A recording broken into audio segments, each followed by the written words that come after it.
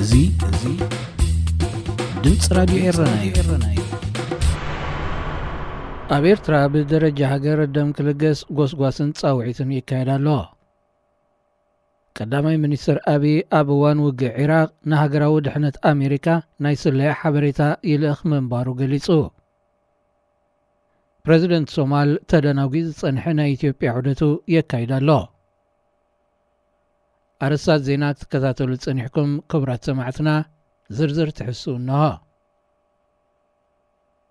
ኣብ ኤርትራ ብደረጃ ሃገር ደም ክልገስ ጎስጓስን ጻውዒትን ይካየድ ከም ዘሎ ምንጭታት ሬድዮ ኤረና ሓቢሮም። እዚ ኣብ ኩለን ዞባታት ኤርትራ ደም ክልገሰሉ ብዝኽእል ከተማታትን ማእከላትን ዝካየድ ዘሎ ጎስጓስን ጻውዒትን ህዝቢ ምሲ ኣብ ሰሜን ኢትዮጵያ ክልል ትግራይ ዝካየድ ዘሎ ኩናት ብምትእስሳር ይገልጾ ምህላው እቶም ምንጭታት ጠቒሶም። እቲ ጎስጓስን ጻውዒትን ኣብ ሚኒስትርታትን ትካላት መንግስትን እውን ይካየድ ምህላው ተፈሊጡ። ኣብ ኤርትራ ህዝቢ ደም ክልግስ በብእዋኑ ጎስጓስ ዝካየድ እኳ እንተኾነ እዚ ናይ ሎሚ ግን ኣብ ከባቢታት ተሰነይ፣ ባረንቱ፣ ከረን፣ ባፅዕ፣ ዓሰብን ኣስመራን ኣብ ዝርከብ ሆስፒታላት ኣብ ክልል ትግራይ ኣብ ዝካየድ ዘሎ ኩናት ዝቆሰሉ ወታደራት ኤርትራን ኢትዮጵያን ይሕከሙ ምህላዎም ብሰፊሑ ኣብ ዝዝረበሉ ዘሎ እዋን እዩ። ቀዳማይ ሚኒስትር ኢትዮጵያ አብይ አሕመድ ኣብ እዋን ውግእ ኢራቅ ንሃገራዊ ድሕነት ኣሜሪካ ናይ ስለያ ሓበሬታ ይልእኽ መንባሩ ምስ ሰሙናዊ መጽሔት ዘ ኒውዮርከር ኣብ ዘካየዶ ቃለ መጠይቕ ገሊጹ።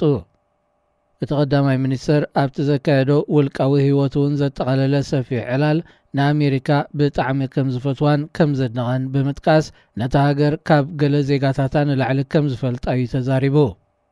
ኣብ እዋን ኩናት ኢራቅ ምስ ኣሜሪካውያን ኮይነ ተዋጊኤ ዝበለ ተቐዳማይ ሚኒስተር ካብ ሱዳን፣ ሶማልን የመንን ናይ ስለያ ሓበሬታ ብምእካብ ናብ ሃገራዊ ድሕነት ሃገር ይልእኽ ምንባሩ እውን ኣቃሊሑ። ሃገራዊ ድሕነት ኣሜሪካ ኤንኤስኤ ጽቡቕ ገይሮም ይፈልጡን እዮም፣ ንኣሜሪካ ክቃለስን ክመውትን እየን ድማ ኢሉ። ይኹን እምበር እዚ ሕጂ ዘሎ መምሕዳር ባይደን ናይ ሓቂ ፈተውቱ ኣይፈልጥን እዩ ክብል ኣእዳው ብምንፅርፃር እናወርወረ ከም ዝገለጸሉ ምስ አብይ አሕመድ ንሓያሉ መዓልታት ዘረረብ ዘካየደ ጆን ሊ ኣንደርሰን ዝተባሃለ ጸሓፊ ብ26 መስከረም ኣብ ዘ ኒውዮርከር ኣስፊርዎ ኣሎ። ኣብ ትግራይ ውግእ ካብ ዝጅመራት ሒዙ መምሕዳር ባይደን ንዓይ ዘዋርድ ዘረባ ክፍንዋ ይነበሮን ብምባል ኣብ ልዕልቲ ናይ ኣሜሪካ መንግስቲ ዘለዎ ቁጥዐ ገሊጹ።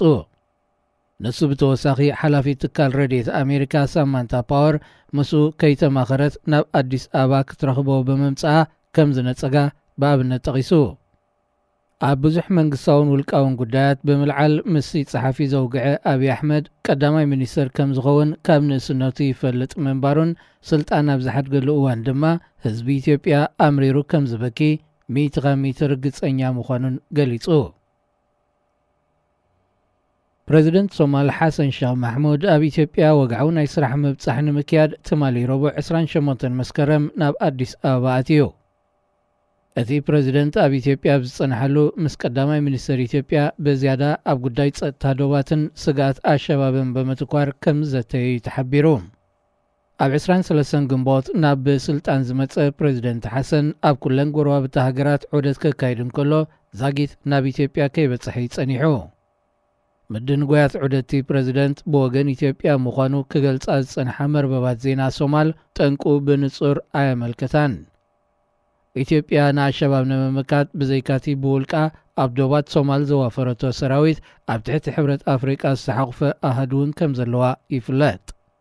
መጥቃዕታት ኣሸባብ ንምምካት ካብ ኢትዮጵያን ካልኦት ሃገራትን ወተሃደራዊ ሓገዝ ዝተሓትት ዘላ ሶማል ካብ 2019 ኣትሒዙ ኣብ ኤርትራ ዝርከብ 5,000 ሰራዊታ ክትመልሶ ይከኣለትን። ፕሬዚደንት ኢሳያስ ኣፈወርቂ ኣብ ሶማል ዝጸንሐ ፖለቲካዊ ፍልልይ ክሳብ ዝፍታሕ ነቶም ሶማላውያን ወተሃደራት ናብ ዓዶም ከም ዘየፋንዎም ምግላጹ እዩ ፕሬዚደንት ሓሰን ሼኽ ማሕሙድ ኣብ ናይ ኣሜሪካ ዑደቱ ገሊጹ። ኣሜሪካ ኣብ ኤርትራ ተሓጊቶም ዘለዎ ወተሃደራት ሶማል ኣብ መምላስ ክትተሓጋገዞም እውን ፕሬዚደንት ሓሰን ምስ ኣማኻሪ ጸጥታ ፕሬዚደንት ባይደን ኣብ ዝተዘራረበሉ እዋን ሓቲቱ። ዜና ኣብዚ ይፍጸም። ሬድዮ ኤረና ሬድዮ ኤረና ካብ ከተማ ፓሪስ ዝመሓላለፍ ብኤርትራውያን ጋዜጠኛታት ዝዳሎ ነፃ ሬድዮ እዩ።